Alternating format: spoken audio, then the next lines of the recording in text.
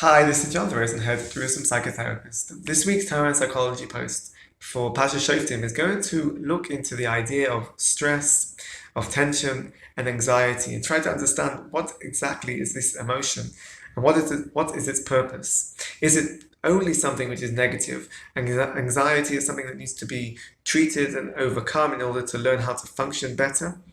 Or is there a slightly different way of understanding anxiety that can be perhaps a more productive and more effective way of understanding its role and its purpose?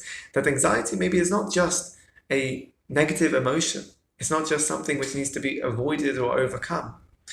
If we delve into the process of anxiety, we can maybe get a bit of a clearer understanding, a more accurate understanding of the functioning and the process of anxiety. Because if we look at this week's Parsha, we're presented with different categories of people that are exempt or should be allowed to return home instead of fighting in the war. Soldiers that have a house that hasn't yet been dedicated, they've built a house, they have a new house, it hasn't yet been dedicated, they can go home. Somebody who has a vineyard that hasn't yet been harvested, they can also go home. Somebody that is engaged, hasn't yet got married, they can go home. And also, finally, at the end of this list, there's people who are scared. People who are scared are also allowed to go home. And it's interesting, these exemptions, to try to understand what is the reasoning behind them, or perhaps what is the connection between them.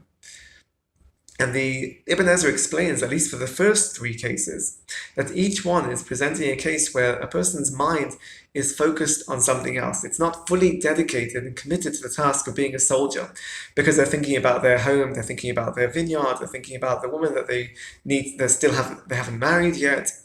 They're distracted, and they're not fully focused on the task of being a soldier, which is dangerous to the soldier as well. Obviously, if they're distracted, they're not able to function and act in an appropriate way as a soldier.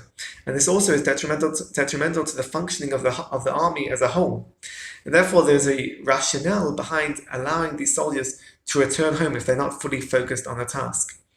And if we look at anxiety, this final category of someone who is scared and anxious, we can say and understand this in the same way. Obviously, if a person doesn't have the confidence or doesn't have the sense of courage and ability to withstand the pressures and the tension of being a soldier and fighting in a battle, then they too should go home in order that it shouldn't affect the morale and affect the functioning of the army.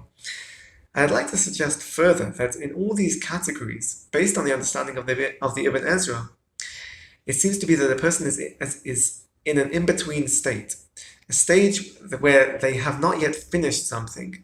Something is incomplete, that they're in an in-between stage where they need to decide how to act or what to do next.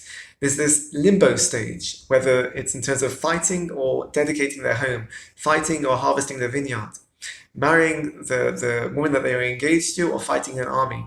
And so too, anxiety, or the tension of the war, of the battle, of fighting, is an in-between state. This is what stress does. When a person is faced with an important decision, something which induces a sense of tension, of stress, it's because there is a situation where a person is at in a sense, an intersection, a choice of which way to go, how to act, what to do, whether they should act in a certain way, make a certain decision. It's an in-between limbo stage, which is what causes this arousal within a person of tension and suspense and stress.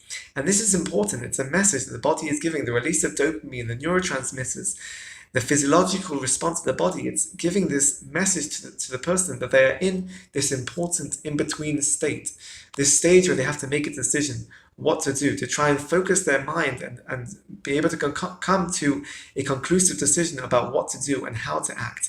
This is the categories and the message that these psukim present of the soldier who is in this in-between stage, whether it's technical because of their house, their vineyard, the woman that they are engaged to, a technical in-between stage of a task that hasn't yet been completed, or an emotional in-between stage, which is the stage of this experience of tension and stress, where when a person feels overwhelmed and doesn't know how to approach, understand, and interpret this experience of stress and tension, it can exacerbate and it can escalate to a state of anxiety, which is when a person starts to feel the negative experience of this tension and stress, reaching perhaps unbearable level of anxiety.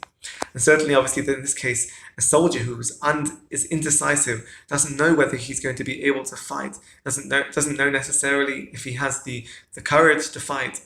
This is an in-between stage, which is a healthy level of stress, which every person, every soldier will face when faced with battle, with fighting in a war.